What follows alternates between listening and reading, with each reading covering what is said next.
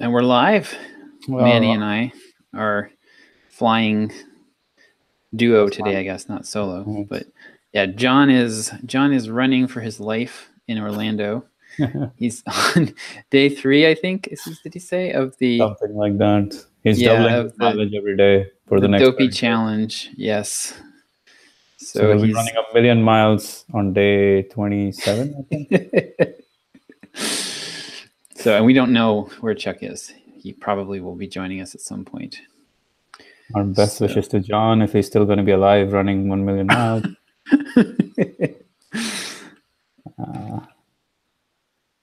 So we were just looking at, Manny, you were asking me about the promotion. So we're doing the Dan Lok promotion this week. And so just to recap, the structure of it was we did 4 videos on YouTube, and those came out those came out mostly last week. So it was like, I think the first one might have been on like January 2nd or something, and then they were spaced a couple days apart. I don't know how many views we've gotten on those. The first ones I know we'd gotten like 10,000, or I think we'd gotten at least 5,000 on each video last week. And so and the videos were driving people to a landing page that Dan's team created for John. So it was FU Money with John, because FU Money is Dan's book. Right. So it looks like it's a very similar funnel. It's basically a copy of Ryan Levesque's Ask funnel, where he's got kind of the front end book that sort of like sells you on the thought, the philosophy of the course, and then you get in the course and he teaches you. So he calls it high ticket closing. It's basically, it's basically high end sales. So we did the 4 videos, and then what I did was I sent emails last week. Basically, as the videos came out, I sent emails to promote each of the videos. And those all did pretty well. So let's see, pull those up. I was getting, basically I just went through the videos and like pulled out a little hook. And then I had Rodrigo get me transcripts of it. So those all got like a 22, 23% open rate on those. And the click-through rates were really good. They were like around 2%, which for us is high. For us, like an average click-through rate is around 0.5% these days. So so most of them were up around 0.5 to 0.8 is if it's more of a salesy type email. So these did, the video promotions did pretty well. They were very short. They were teasers. And so we actually got, so I was looking at the stats on how many people have read emails related to this promotion. So I made a total how many emails you sent, you said? So I've sent 6 so far. 6. 4 of them were promoting the videos. So the idea is they watch the videos, they get to see Dan and hear from him and see him with John. And 2 directly to, and then 2 directly to the webinar sign up page. Yeah. Which converts pretty well. Like it was from the videos, it was converting at around 50%. What do you mean? Meaning if you watch the video and then you click through, it was around 50%. It seemed like numbers. Well, they've shared numbers with me. Okay. So, so then the open. So I did a query of all of the opens, everyone who'd opened an email related to this promotion and everyone who'd clicked. So far, we're looking at 34,000 opens and almost 5,400 clicks. So it's generated a pretty, and despite the, like, it's basically a make money online type of offer. And actually this unsubscribe rate has not been any higher than what we usually see. Which, yeah, it's sort of it's a little bit of an off-topic promotion. So yeah, it's basically 0.1% has been the unsubscribe rate, which is pretty much everything we ever send gets 1.1 to 0.2% unsubscribe. 0.1 is what? So it's like for us, it's like 100 emails. No, how many emails? Like 50 to 100 emails unsubscribes. Yeah, 50 to 100. Usually, like one of them's like I'm looking at 85. This one got 120. What's your list size now? 60K? 68. 70K. 68 and change. Yeah, so I'm sending out one more email tonight. That's it? Yeah, so we'll do 7 total. And it's kind of like a last chance type of email. And this is like but there's like week of promotion, right? More or less, or week and a half? About a week and a half, yeah, spaced out. And then, but then that's not the end. Like the promotion, that's just the end of me promoting it to the list. Because then when they opt into the webinar, they get more emails. Yeah, they have their own. Right, they've got their own, their own funnel. So yeah,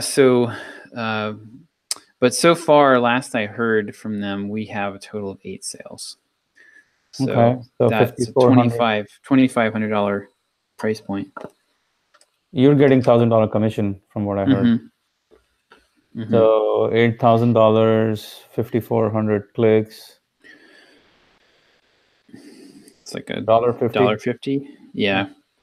So we'll see if it increases at all. It'll probably go up. What's that?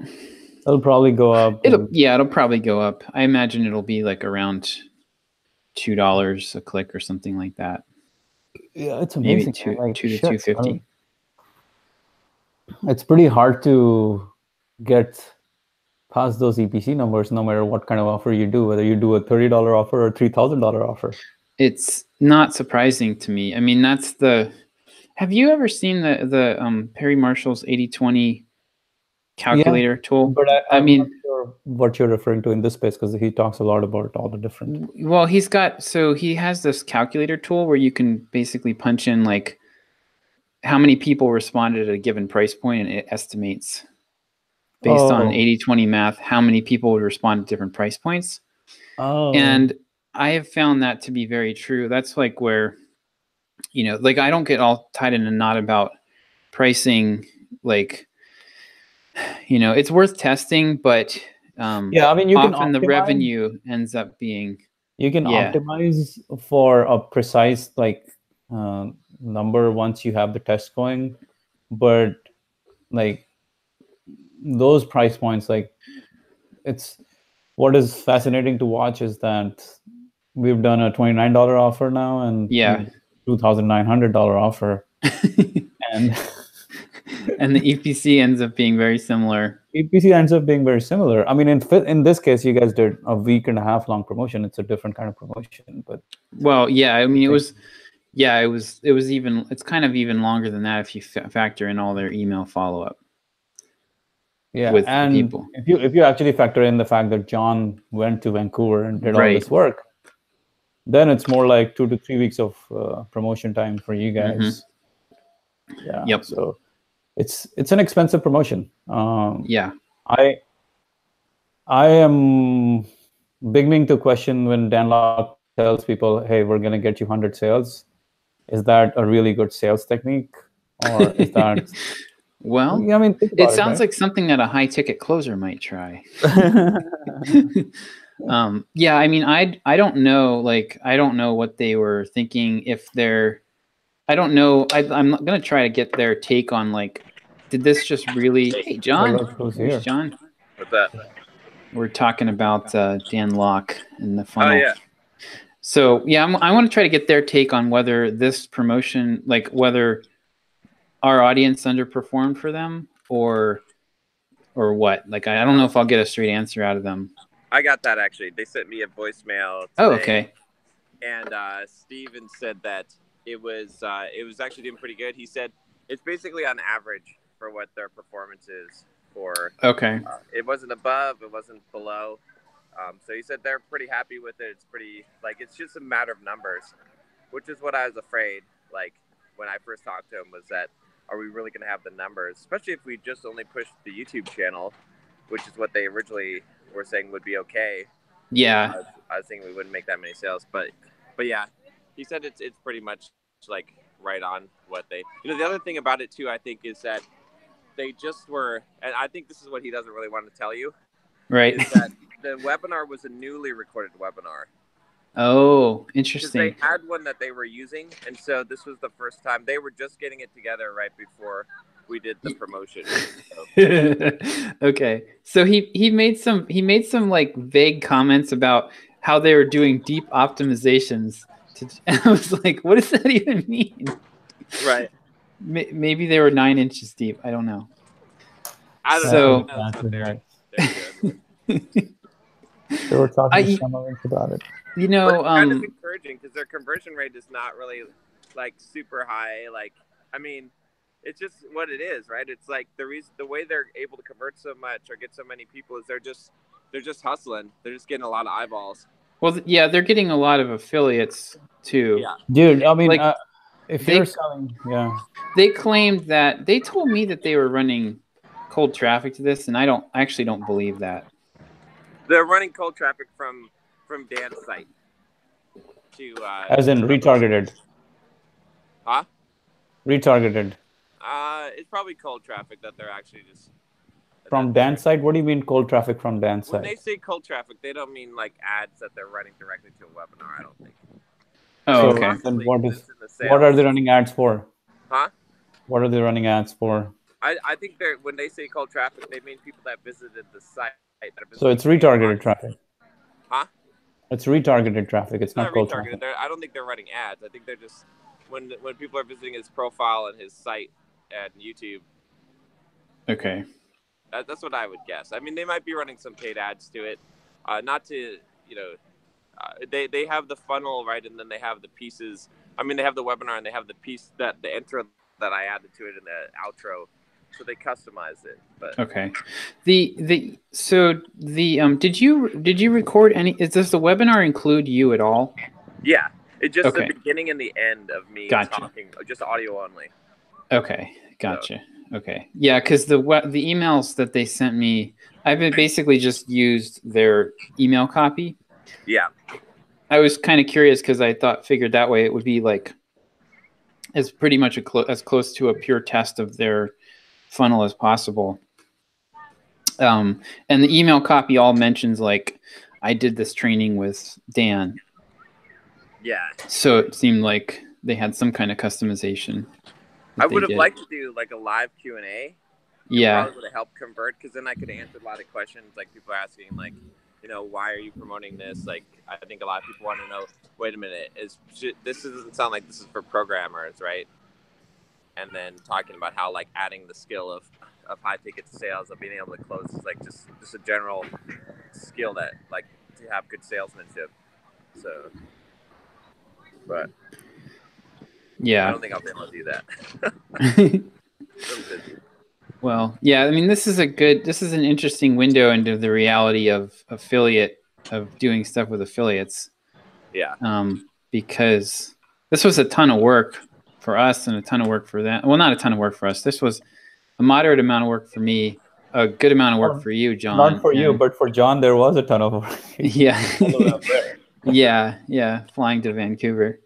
But their team also, like I imagine they have a pretty good amount of work that they put into it, and they basically are doing that for around 25 or 30,000 total in sales. Yeah, and it's just a matter of rinsing and repeating. But see, part of the strategy too, which actually makes sense here, is they're building these relations. What they're looking for is for people that are growing, I think, is kind of their strategy. And they're doing multiple things. One, they're making some sales, but they're also building the relationship and then benefiting from the audience as well, right? Because dude, they're doing the classical classical Dream 100, use affiliates to grow your business strategy, straight up, right? Yeah. They're going after the big affiliates. They're saying, hey, let's do this JV, XYZ JV together. I mean, there are 3 ways to grow the business. Either you go organic, or you go paid traffic, or you go in affiliate traffic. They're using affiliate traffic straight up to grow. And their channel is growing as a result of it too, while they're getting paid to do it. While they're getting paid, their channel is growing. So for them, it actually makes a ton of sense to do these, even if they're making only a couple of $1,000s from that deal, because they grew their channel, they grew their followership. Suddenly they become much bigger. They gain trust from you. They basically gained a shit ton of value in terms of when they do like 5 of these or 4 of these any given month, they get basically they get a subscriber base of 1 million subscribers from YouTube viewing them. And you do that 10 times, 10 million. I mean, what he's doing is pretty smart. Like, just use affiliate traffic to blow up his business. Well, it's also a positioning move too, right? I was talking, we were talking about, like, this is something I'd like to copy him on YouTube, is to go to someone, like, have people fly out, right? And you know, maybe at this level, maybe you just pay for them to fly out and stay with you or whatever. And then you position yourself as their mentor, right? Like, you know what I mean? That you're teaching them something. Yeah. And then you record videos where you're in your environment, right? Like what he did. And then have them put it on their channel, high quality videos that are good content. And then their whole audience, you know, says, oh, you know, this guy is someone that, you know, you position yourself as a mentor. And if you've done that on multiple channels, like Dan has done, right? Like, you know, Dan has done that on Brandon Carter's channel and Engineered Truth channel and a bunch of them. Then all these people where there's that overlap, they're like, dang, this guy is like, he's like all these big names. Grand Fubar, a mentor.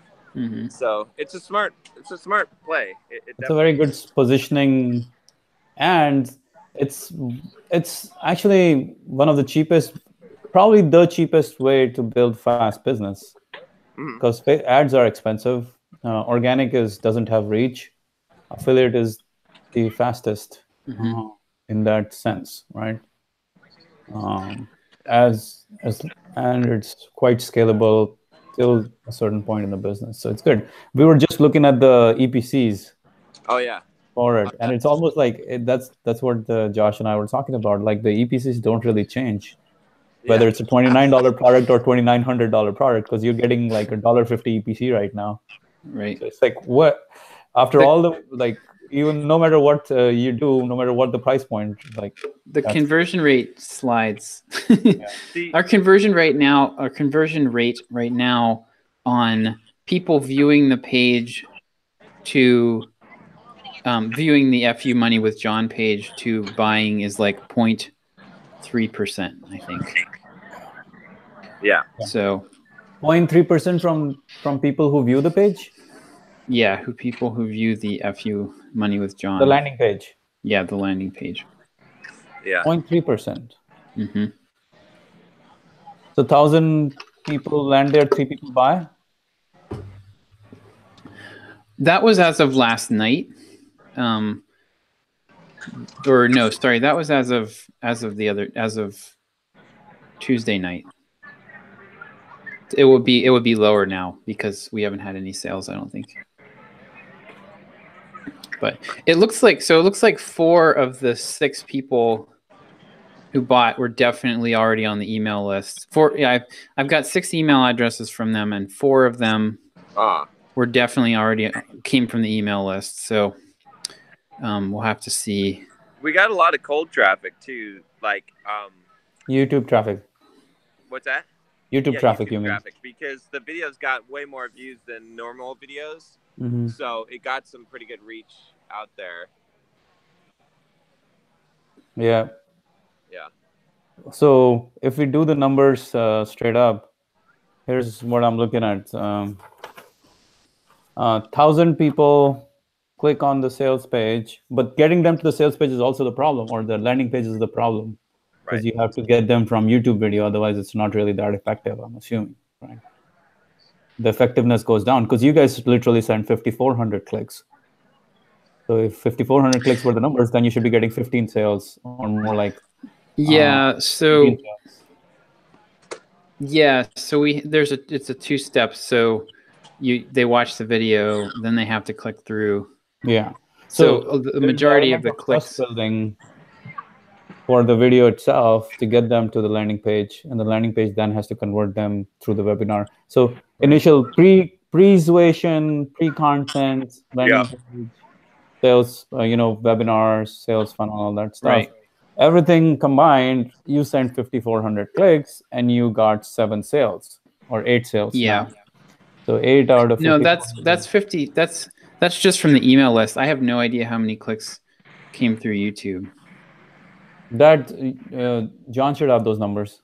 Well, no. How many video views there were? Let me rephrase. So, the 5,400. John, we've had a total of 5,400 people on the email list click on links related to this promotion. Most of them were going to videos, I think. Yeah. Which doesn't matter, because you spent email equity in sending links. Right. Right. Yeah. So then the question is, how many clicks did YouTube send? I don't know. I'll have to look it up. Yeah, we could probably figure that out with you probably have a short link, John, I imagine. Yeah. Yeah, so that should give you a pretty good, assuming, how many views have you gotten? 20,000 views? On all the videos combined? Yeah. Probably around that, I'd say. Yeah, probably about 20,000. What do you think is the click-through percentage for something like that? They were seeing like 10% early on. Yeah, that's reasonable. I've seen that in the past as well. So if it's especially well done video with like very well done CTAs, that's reasonable. So 2,000 clicks from YouTube and 5,400 clicks from. Call it. Let's call it 3,000 clicks from email, because a bunch of those were people clicking to watch the YouTube videos. If you follow. Hang on a minute. It's a little complicated. The YouTube clicks, there's a Venn diagram. The YouTube clicks and the email clicks overlap. Right. Yeah. All right. So let's just have the 5,400 email clicks as it is. Let's decrease the number of YouTube clicks from, let's say, 2,000 or 3,000 to 1,000 or 1,500, something like that. So it's 7,000 clicks, somewhere around that number. 7,000 clicks with all the videos on YouTube and promotion. Let's just maybe give or take 7,000 click. You should ask Dan, hey, how many email addresses did you get from this promotion? That is a good number, because then. Oh, we know. Yeah, I know. Basically, webinar registrants. Yeah, how many? They won't tell you. I'll be surprised if they give you the right number, because. Well, he sent me videos of their whatever they're using for their funnel. I haven't talked to them since Tuesday. As of Tuesday, it was like they had like almost 1,000 email signups. Yeah, it was 2,300 views on the page and 1,000 signups. Yeah. As of Tuesday. So that'll probably be like, they probably will have like 1,500 to 2,000 signups now, I would think. Yeah. So that's a difficult number to gauge value from, because it's very difficult to see what happened. But 7,000 clicks in total were sent. Let's just give that ballpark here, given here. There are 5,400 from email itself, and another 1,500 from YouTube, let's say, if at all, maybe. 7,000 clicks, and now we're looking at $8,000. So $1.25, no, $1.10, $1.20. Yeah. I think we'll get probably 3 or 4 more sales total. Yeah, so it should go up to $1.50 per EPC. Yeah. Man, it's amazing. That is really amazing. Like, that EPC number is so freaking consistent. You can go a little bit here or there, but it's very hard to like. I would I would imagine if you have a perfectly matching offer that perfectly matches your audience, like irresistible offer, that you would see those numbers go up. Well, like, I think that's the thing that you could see is like, I would guess that like the average is going to be around that, the $350, but there's probably some offer you can make that'll be like a $10 EPC. Well, that's exactly when it's your offer. Yeah, I think it's when it's your offer, but also the tricky thing is I think you also need to throw in that it's a purpose-built list where like it's like people signed up for that specific thing. That's where people get these crazy launch conversion rates of like 25 or 30%, and then they expect that that's normal. Well, what do you mean by that? What did you say? Well, people like in the Bootstrapper community, it's really common for people to build these lists when they're launching their product, and it's like they get like a 25 or a 30% conversion rate, and then they get like a 5% conversion rate on their second thing, and they're like, I suck. Exactly. Well, that was me too, right? I mean, with how to market yourself, when I first launched that, I don't even know what it was. It was at least a 30% conversion rate, right? It was ridiculous, but a lot of the people were signing up specifically for it too, right? Because that's what I was talking about. It like that was the whole, and this was also before. Again, things have changed too, as the Sam Ovens, like truth bombs has has revealed. But yeah, it's true. Did you see Manny, that the 1% better guy, he posted the Sam Ovens 9 truths video on his community feed on YouTube? Nah. Yeah. I don't follow the guy. Why? I'm just saying, it's just spreading everywhere now. Oh, I see. So pretty soon, it's not now your Facebook feed, instead of being full of marketers telling you about trip funnels, tripwires, right, and creating funnels, it's going to be Facebook marketers telling you about not marketing and how marketing doesn't work anymore. Hey, the only ones who don't market. This is the new trend. Jump in on the non-marketing trend. I'm not selling you anything. I don't have any funnels, but click here. So what route do you go? Do you go the route of Dan Lok or Sam Ovens? That's the question. I don't know. Because I can already see the creation of the new collaboration between John Sonmez and Sam Ovens to try to sell consulting.com. Actually, consulting.com would have been a better offer for you. I was just thinking the same thing, actually. Software is associated with consulting. Yeah, I know. Yeah. Right? It's a very very tight offer. Because if you're a software guy, if you can sell your consulting services, even if you have a gig, even if you have a job, you can sell consulting gigs on the side, which you can if you only know how to close the damn thing. Right. You're a software guy, a few things here and there, and I'm sure Sam Ovens is teaching like how to position yourself as a consultant. That's probably the biggest challenge in this thing, and how to close the sale. He's teaching that. So wouldn't be a stretch for you guys to see if there's a way to work with him or go into his affiliate funnel and promote his product. Or you guys sell consulting for software developers as your course. Boom. How to market yourself is one course, but consulting, how to become a software consultant. Oh, damn. I like that. It's like this. I think you do have to have one thing, though, right? Yeah. Yep. That, because remember back in the so here's a good test. Hey, hold on. You're talking Sam Ovens language now. Well, yeah, but think about this, okay? I'm a convert. I'm a Sam Ovens believer. So think about this. Like back in the day, right? Let me put it this way. How many people's blogs, or like how many people do you closely follow now and consume all their content? Like podcasts, blogs. 1, 2, 3, something like that. Right. I don't know if I follow anyone closely, but I follow general wide set of people. I follow general. I don't follow anyone closely anymore. But if you go back 5 years ago, was there at least one or two people that you followed pretty much everything they wrote, all their blogs, all their books, everything, right? But that's also a maturity of you in the business, that's where you end up going after a while. You realize that you can learn from people, but that's just the nature of, you don't follow anyone all the way. But it's also the fact that there's so many people out there now and so much noise, right? You see what I'm saying? It's like, it used to be that, like, if you were the guy that was like, you know, giving all this value out there, that like you didn't have very much competition out there. But there's so many people, right, that you can follow now.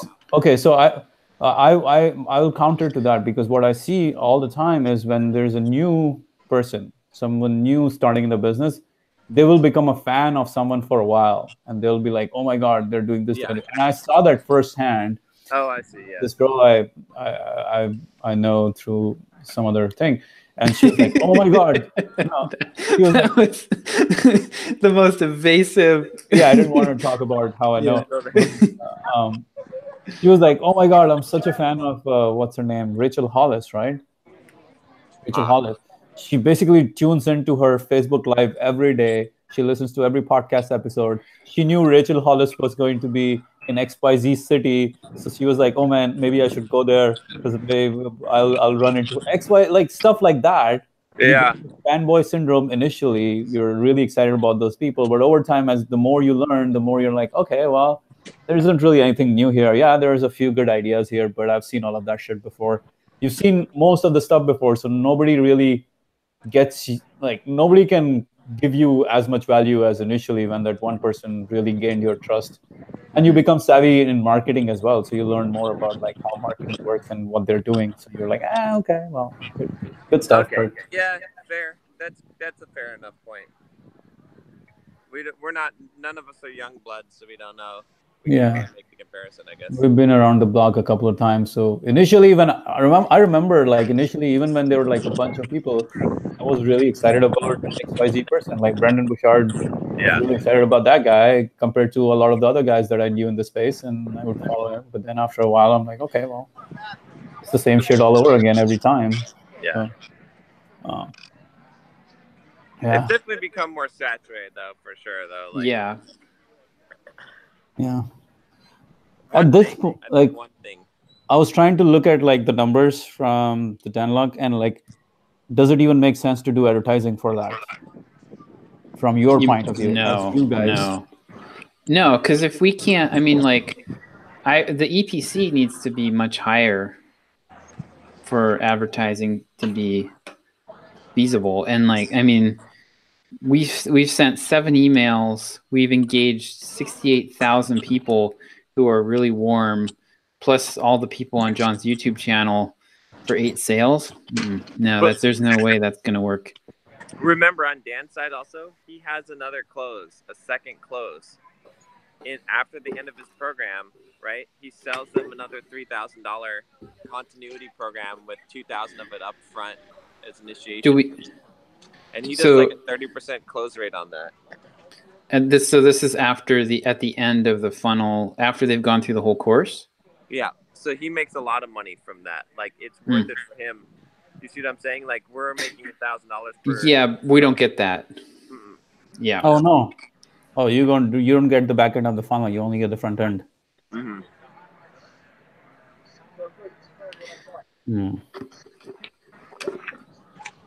That's good. That's useful. So his total value on this would be, so far, let's say it would be 25. You should go with gross revenue numbers, because affiliate part of the deal is what it is. Not only that, but remember, he's getting a team of closers that he's basically like, right. He's basically working almost like a broker for these guys. So he's getting them under his team. He's like a real estate agent with agents that he's training and signing on, and then he's getting a cut of their commissions. So it's a really smart. I mean, this is brilliant. Like, what he's gonna do with this is he's gonna make some real serious money. So this is 40. So his gross is looking at like 44,000. Oh wait, no, sorry, no. I take that back. 29,000. Yeah, 29, 30 probably goes up to 40 after all said and done. With the emails that he. Now think about this. How long is your cookie? I have no idea. I don't know. We have a cookie. I think it might just be people. They tag people that come in through our landing page. But how long is that expiration date? I don't know. Because usually every affiliate tracking system has like, okay, 30-day affiliate, 60-day affiliate, 90-day affiliate, lifetime affiliate. You can do all these things, right? That's if you're using a proper shopping cart, Manny. I gotta jump off here. All right. I'll see you guys later. I'll see you later. Yeah, and if it's just a 30-day sale period, or not even 30, then, sounds like maybe 15, whatever it is, 30 or 15. Right. Then you guys are SOL, because he'll convert people later. Yeah, he's probably gonna sell and resell to these people over the lifetime and get a whole bunch of converts out of it, because this is just their first exposure to him. Right. With his emails, with his book, with his retargeting, with his YouTube channel. Now he can basically put them through another grind. Yep. Where he will get another $25,000 out of these guys, probably. Right?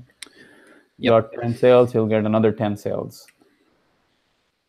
Yeah. You guys, did you ask him about it? Nope. So I came into it pretty late in the process. It was really just going to be YouTube originally, and then John was like, well, they said they've got all these emails already. Basically, I was thinking that they were going to have emails already written for the Bulldog Mindset list, and then I would just resend those, and it ended up being that I had to put them together myself, but it wasn't it wasn't a huge deal, because I basically just used their swipe copy. Yeah. But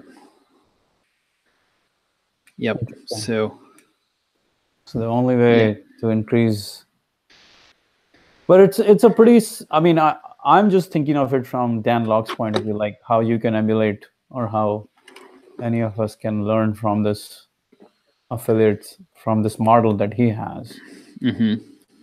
Because every time he does this, he grows his audience tremendously. Right. He grows his email list tremendously. Yeah, he makes some sales, but shit, that itself is worth it. Like, you grow your audience and your email list so dramatically every time you do it, and you get 4 affiliates per month, like big affiliates have 200,000 on YouTube. Boom, you're freaking big time pretty quickly. The difficulty is, I don't think that we could emulate. There's probably some things we could emulate, but in the software development niche, this is not something that we could. Yeah, the BizOp emulate. Is not an easy thing to emulate. BizOp is it's a very specific thing. They specifically said in the swipe copy that they sent me, they were like, don't try to pitch this to business owners. We've tried that and it doesn't work. Basically, pitch it to people who are into BizOp, because they convert 50 to 100 times better than business owners. Yep, that makes sense. So, or aspiring business owners. Yeah. Yep. Well, that's BizOp. So, yeah, I guess that's BizOp. Yeah. So that's the tricky thing, is that it's a little hard to take too seriously what anyone for me, that the like in supplements and BizOp, like, it's very hard to extrapolate a lot of useful lessons out of that stuff, because you can see lessons there. Okay, so what's the lesson for you? Even if it's not a lesson from what Dan did, but what's the lesson for Simple Programmer? I think this is that high ticket offers are not a panacea. Which, this is why I kind of get a little cynical about this. It's like, when you do 20 promotions and you see the same thing, it's like you move the sliders around on the scale, and it comes out bang on the same way every single time, that's why I sometimes get a little cynical. But I mean, like, I think that we definitely need a high ticket offer, but it's going to have to be really good, and it's going to have to be really, really spot on to really make a difference. Well, it is different when it is your own list, right? Especially if it's high ticket. If the high ticket has high touch and it is your own list, then it is the possibility to make more money. Just like a lot of the launches that happen that anyone's doing, where there is some sort of touch involved and it's high ticket, it's easier to make money. Like one of the challenges I run, I see this so many times nowadays. There'll be like, especially when you go to these online entrepreneurs meetup groups or something like that, most people are not really making anything, and you start talking to them. What you eventually, like, I've seen this 95% of times, this is the problem. They have a list or they have some sort of audience, but their offer price is like, so I've seen a combination of something like this.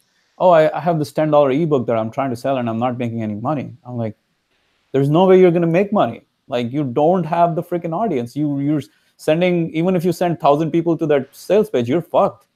Right. All right. You don't have the audience to be able to sell a $10 ebook. If the $10 ebook was leading up to something, then it makes sense. But this is not what you'll make money on. You've got to go high touch. You got to go high touch. And that's when you can make a higher ticket offer. And that's when you can make sales. Like, you can make more money. Or like, maybe you have there was this girl one time in one of this meetup groups, and she was like all paranoid. Like, oh my God, I have launched this course and it's total flop and blah, blah, blah. I'm like, okay, so let's break this down. You launched this course. How many people how many people did you send this offer to? She's like, I think around 200 people checked out my sales page. Or I had a list of 1,000 people and I got 200 people to check out the sales page. I'm like, that's pretty awesome. That's pretty awesome. Ridiculous, right? 20% people checking out your sales page is better than what most of us can do, even anyone in this industry can do. Then I'm like, okay, so how many people bought from that? She's like, only 5 people or 4 people bought it. I only made like $800 after all of this work and effort and blah, blah, blah. I'm like, you did better than most people will do on this damn offer. Like, what are you complaining about? Yeah. Right? You got 4 people to sign up on a 200 people landing, 2% conversion, which is decent enough. Where's the challenge? She's like, it's not working. I'm like, it's not working because you don't have damn traffic. Right. So way too often, so often I see this where people are confusing the wrong metrics with the wrong things. And they're stuck because they think that somehow there was supposed to be this magic wand. It's like the basic of this business is math. Yeah, exactly. It's traffic, conversion, and conversion. Literally, that's all there is. You have traffic and you have conversion percentages. Now, if you cannot fathom how much traffic you're sending and how much conversion you have, you are in trouble, especially if you don't have a high touch, high ticket offer. So if you only have a list of 1,000, you should not be selling a low ticket offer at all. At some point, you need to sell high ticket offer to survive. And that means high touch. I mean, I would argue like you need tens of thousands of people. I mean, we can't really make a significant amount of money. I guess we could probably make, if me or John just was solo on this and we didn't have Rodrigo or any of our main expenses, we could probably get by on like a $29 product with 70,000 people on our email list. But it has to be at that magnitude, and it's not something you're ever going to grow or scale.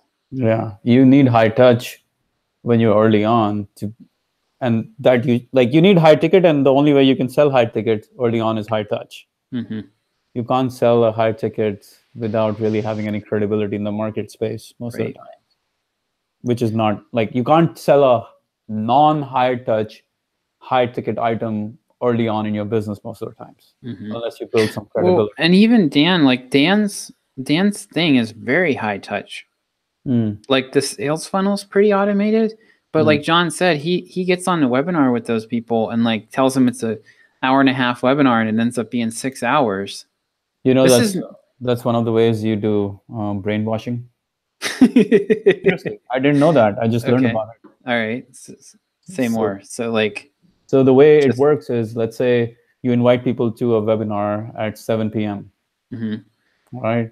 It's supposed to be an hour and a half webinar, and you're here till 8:30. But instead, the guy keeps you up till 12:30 because he's like, I just want to deliver value. There's so much here, man. Come on, stop.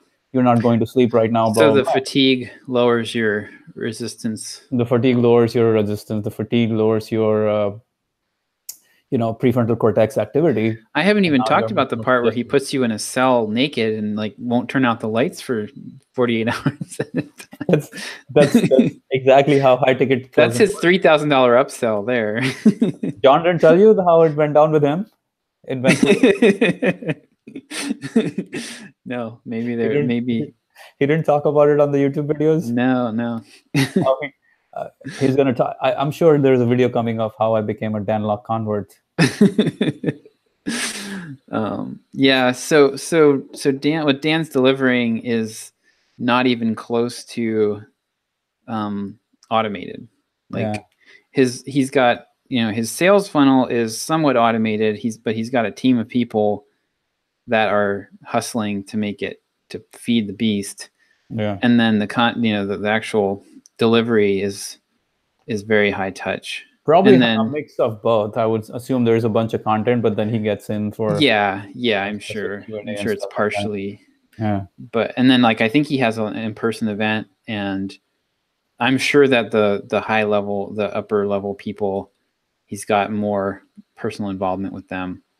Yeah. I'm a little skeptical of his high ticket closer offer, like his bullpen of closers that he's wanting to rent out, just because I've seen in the copywriting space, pretty much every copywriter that I've ever talked to has this idea for putting together like an agency of copywriters, and it's I've heard this from at least 10 or 15 different people, and been involved in a couple of them that somebody was trying to start up and they never go anywhere. Like it always ends up falling apart. I think I don't know. It's like you get a lot of egos together. It's like a bunch of alphas, and in this case, there is only one alpha dog here. There is, but still, that's extremely high. That's an extremely high maintenance deal that he's signing up for. So I'm not sure. Here's a much bigger thing. Here's a much bigger thing in my opinion. Mastery of anything, no matter what. Whether you take a $5,000 course, whether you take, try to master any space in the business, whether it's high ticket closing or YouTube or podcasting or becoming a consultant or, becoming, delivering courses or whatever it is, mastery will not happen just because of one event or one thing that you did. That's a starting point for most people. All right. Mastery will take years and years of doing this, not just being there, but literally 2 to 3 to 4 years of in the trenches doing high ticket closing. Only then are you a legit closer, in my opinion, if you have actually practiced this craft for 4 to 5 years. At that point, would you rather be working for Dan or would you be rather doing it yourself? Yeah, that's a good point. He's the people who are working for him are usually the ones who got nothing better to do, if that is what it is. The real closers will take a long time to develop, and they will not be closing for him. Right. They will not be closing for him for $50, $100 an hour. So mastery takes time. It's a great sales technique for him to sell people on that. Like, hey, I got these bullpen of closers. You can hire them on demand. shit, man, they better outperform your sales team or your sales, whatever you got. Otherwise, you're just wasting time and money trying to get that up and running. And then they'll be like, oh, well, your sales system doesn't work. We are closers. You don't really know how to, your sales script doesn't work, blah, blah, blah, blah. But I have serious doubt about anyone becoming a closer within a year. Mm-hmm. Not happening. It's a skill. It takes time. It's sales, basically. What he's teaching is sales. You call it high ticket, whatever. It's sales, ultimately. I have serious doubt you become a master of sales within a year. Mm-hmm. Especially you go and close for the likes of anyone else who's selling $5,000 program. No. So that one is, it sounds like a good idea, but it's not happening that quickly. That shit is going to take time. Yeah. Any skill. I mean, we've been in business for quite a while to realize that to master one damn thing can take years and years and years to really become good enough that people will pay you for it. Until then, you're just a freaking novice learning most of the times. Mm-hmm. All right. Enough of Dan Lok from my opinion, because I've been I've basically analyzed the whole funnel to death now. I got this one-page cheat sheet you guys can download at 2000books.com/bonus. Where nice. This one-page cheat sheet where I have basically I have broken down all of Dan Lok's secrets and his all the steps in his sales funnels. You can download it. All right, I'm just talking shit. There is nothing like that. I don't have anything like that. But looking at his funnel, it's a great way to expand his business. That's all I can tell you. Yeah. Like what he's doing is straight up legit gangster shit when it comes to expanding your business. There's no better way to build trust. Ads cannot build trust as fast. Right? Yep. So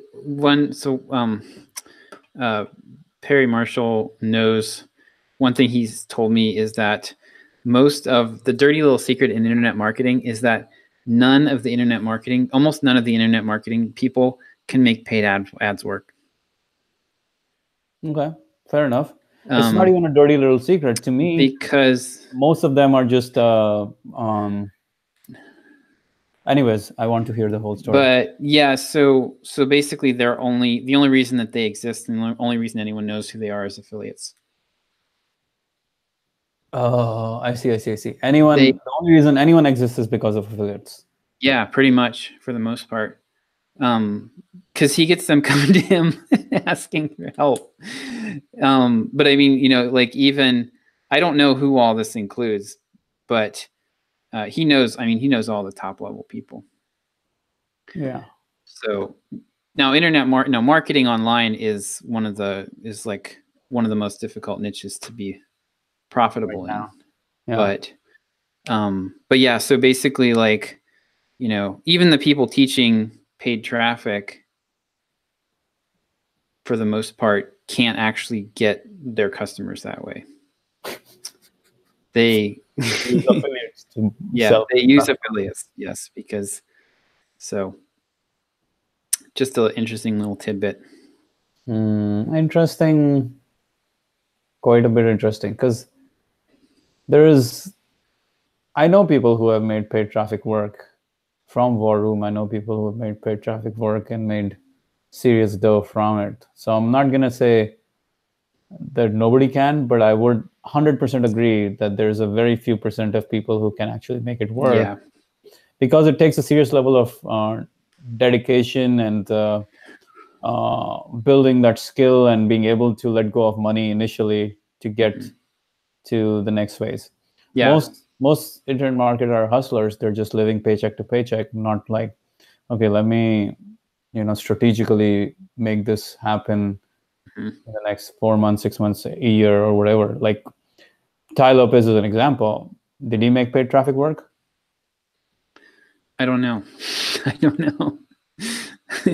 Why do you say you don't know? I just don't know anything about his business other than. But you've seen him run paid traffic for almost a year, or more. He's been doing it for 2 years, 3 years, right? Yeah, quite a while. So how do you think he's been able to sustain he probably is. Here's the simplest, like, to me, the simplest measure of someone making paid traffic work is if you see their ads again and again. And over time, you see their ads. Yeah, over time, I would agree. Yeah. If it's just a burst of 7 days, it's different. But if you see them, their ads repeatedly in different formats in different places, they are making it work. Otherwise, they're not spending that money to make it work. It's very difficult. Probably. The ones you see on Facebook ads, Instagram ads, the ones who are making it work are legit making it work. I mean, Amy Porterfield basically teaches the whole philosophy that you create a $2,000 course and you sell it through webinar, which you acquire traffic through Facebook ads. Mm-hmm. Right? She does it for her course. Maybe not everyone in her courses gets to be able to do that, but yeah, I would agree with Perry Marshall's analysis in the sense there are very few people who do, but then very few people are good at math. Right? Yeah, I mean, I think it's possible for us. I'm actually like analytical people who can handle numbers, who can see the big picture in the numbers and all that stuff. There are very few people like that. But the good thing is, as programmers, as engineers, that's something we're gifted with. Not gifted with, but that's something is a skill we've developed. Like, of all the things I know very well, math is one thing I'm not scared of. Like, it's like I can fucking dominate that shit any given time. I probably have a better grasp of any kind of numbers you show me than 0.01% of the audience out there. And I'm not trying to be facetious. I just know because I know my maths very well. So if anything, advertising is a game of numbers, and making it work would be a game of a lot of conversions and numbers and funnels, and ultimately being able to analyze numbers and see where it's going and being able to convert it. But I'm excited to actually get into paid ads as well. So I'm going to be doing it starting Q2, a whole lot more of it than whatever I've done in the past, which is mostly with affiliate stuff. Let's see if I can make it work. Yeah, me too. How's that going? So we are not a whole lot to report since last time. Facebook kicked them out of our ad account. Like, there was just a technical issue that took us the better part of all of last week and part of this week to get resolved. But they're building out right now. They're building out the Facebook, the content funnel. Kick them out. Kick them out. Like, you have to create a business manager account, and they basically weren't able to like do anything in our account for days. So why? It was a technical issue. They were working with Facebook support on it, trying to get access. Like, it would just, or we wouldn't show up in their business manager account. You've run ads before, right? Yeah, they were fine, and then they weren't able to access most of the stuff that we'd shared with them. So I had to. So we found a workaround for that, and they're creating the content, like taking all the videos and stuff and creating the content funnel. And then I'm working with Jason on getting the lead magnet finalized. So so hopefully next week we'll get some good forward progress on that. That sucks, man. That's like the bread and butter of trying to get that damn thing to work. Yep. Are you guys still trying to sell the interview course? Is that the plan for now? Yeah, for now. Kind of going back to I've been thinking a lot about what you said last week, and I agree with you, but also this Dan Lok thing is kind of an illustration of why I don't want to just jump into one thing and assume it's going to work, if that makes sense. So the interview course, like I would like to get to a point where we're selling one thing primarily. I don't know if it's the career guide. Like I feel like the potential issue with doing the massive fix your career course is that it's too broad and too hard to we could end up in a situation where we're selling one thing but we need 20 funnels to sell it, if that makes sense. Well, the key is to find one funnel to sell it, not 20, right? Well, that's what but that's also dependent on the offer. Like the offer needs to be something that is appealing enough to a wide enough range of people that you can do that, versus if we piggyback off of the career guide, which is what we've been talking about, that is like targeted at all software developers, and it doesn't have a specific problem. It doesn't solve a specific problem for a specific subset. It's like it's everything for everyone. And it's worked well for the book, so it's possible that approach would work well for a course too. But the interview course, doing the Facebook stuff with the interview course is like, it's a good test because it's a specific problem. There's a specific set of people that we can help. It's been the most popular topic for any. We've probably made more money off of that topic in the last 2 years than anything else. So, as in like doing the affiliate promos and stuff like that. Yeah. Yep. I know that topic is gold. I know there's multiple successful businesses built on that topic in this niche. So, so it's a good candidate for a paid traffic funnel. And so I think, and we're already, I mean, like the team that we're working with is doing the heavy lifting on it. So it makes sense to write it out as a test. And then I mean, if they're able to make this profitable, then we can use them to do. I feel like this is like, if we can't make this work, then it's going to be a tough slog to make anything else work, because this is a pretty proven topic. The one problem is I agree. The one problem is the time sensitive nature of it. That's one. The other is that. But that's also an asset, because the people that want it now versus the people on our list who want to be successful someday. But we can work on that next week. Yeah. That's true, unless it's a biz op. Right. But I don't think we have biz op people. No. But software career as a career, how to make more money in that career is a biz op in some ways. Yeah. Yes. Figuring out ways to like. Yes, it is. Optimize. Which is career. What Kazi, I mean, that's like the people that are pretty successful seem to be taking that angle. What is Kazi's angle? Kazi's like become $100,000 Python developer. That's his whole gig? Yeah. That's the course he sells? Mm-hmm. Isn't that Clever Programmer? Yeah.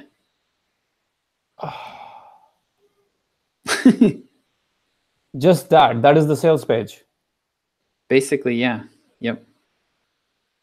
So, and he's selling, I mean, he's selling his story, which was, he needed money to get his mom an operation in the hospital, and he was broke, and 3 months later he was getting 10K programming gigs as a Python developer. So that is, well, then the question becomes, I mean, basically he's selling a biz op, simple as that. Yep. It's and it didn't do great with our list. It did well with your list, did it? Not really. Not as well as we were hoping. I mean, I think we did about 20K off of it. You guys made 20K or total 20K?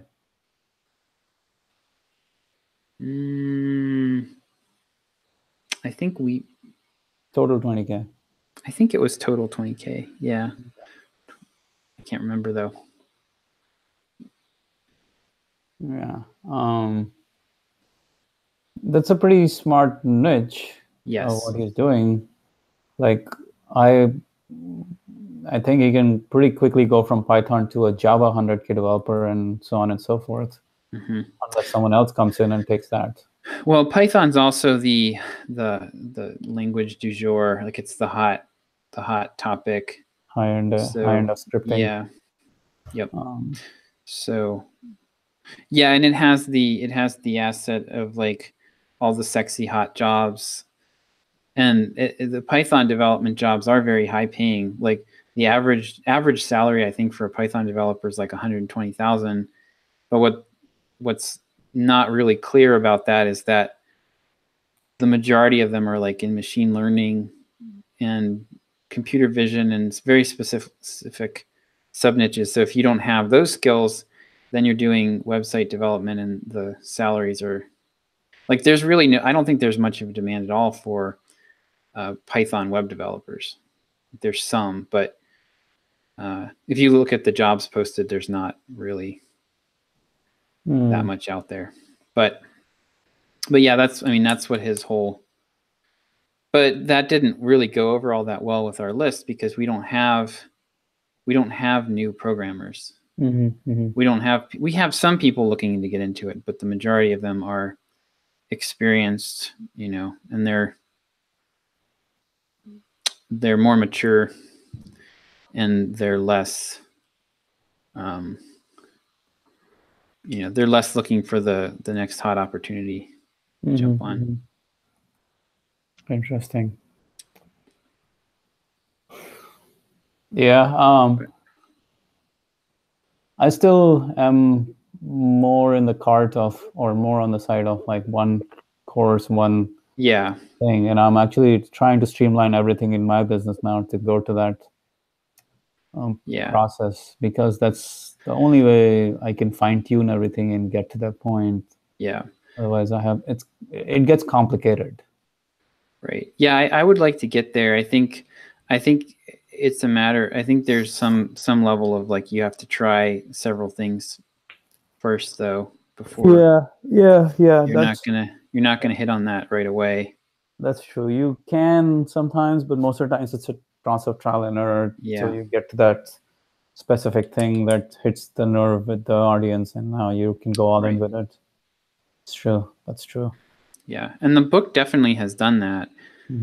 What I'm not clear on is who is buying the book. Like, is it mostly the BizOp type people, like, who are looking to get into programming? And is it mainly, beginners? Is it, sounds like anyone who's a software developer would want to buy that shit. Yeah. That's both the challenge and the genius of it. It's hard to market. It's like useful for a lot. The more useful something is for more people, the harder it is to market. Yeah. It does very wide appeal. Yeah. By the way, everything's going good along the social skills. I'll probably do a promote to my list and oh, cool. Before we get into February. You have a timeline for that? Like, are we talking? I haven't actually thought about it much lately, but yeah, we should talk about that. So let's talk about it. I need to go here in a minute, but okay. So let's get that moving. All right. So I'm just assuming February 1st or 2nd week.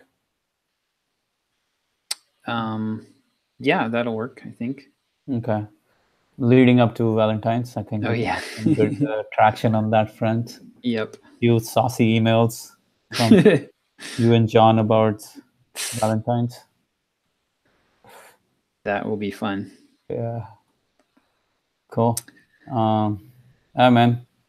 All right. I'll let you go. And we'll talk next week. All right. See ya. Have a good one. Bye.